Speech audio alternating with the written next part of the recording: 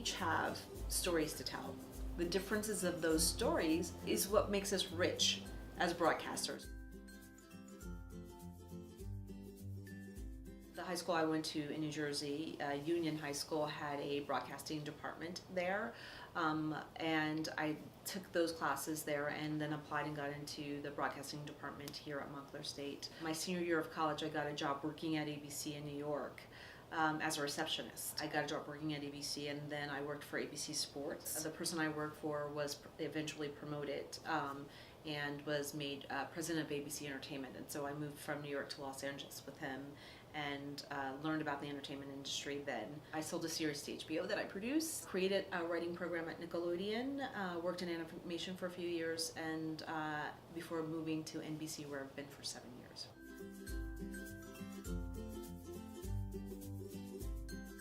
Head of a department that oversees probably about 21 different programs. I will be back in New York again in a week and a half for Tribeca Film Festival, because we partner with them to help find directors. We partner with Sundance to help find directors. We partner with the American Black Film Festival to help find directors.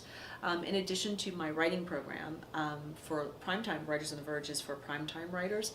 I'm here now to oversee our late night writers workshop, which is a program geared towards those writers who are interested in writing for late night or alternative programming.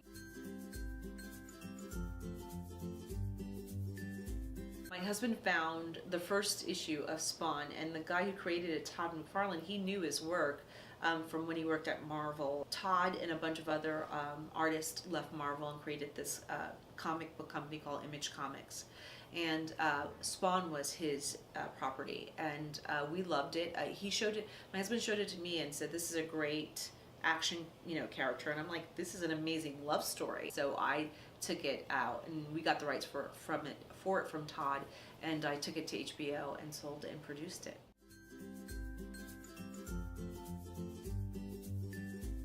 When I call a writer and tell them that a show wants to hire them and it's the first time they've ever been hired on a show, their reaction is what keeps me going. It energizes me. It never gets old for me to hear a writer scream with joy when they get staffed on a show for the very first time.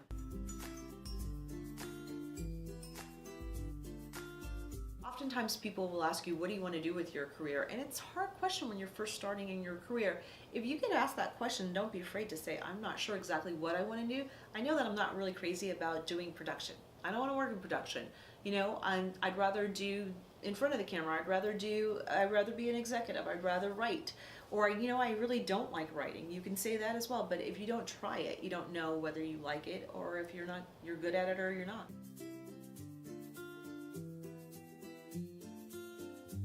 One thing I learned here at Montclair State as well, from William Stashev, we called him Doc, was, you never look your nose down on your way up the ladder, because you will meet those same people as they're rising and you're coming down that ladder. I was, an assistant starting out, and some of those people who were executives or on our shows are now coming to me, for help. If you didn't treat me or someone well, then I'm less likely to try to help you.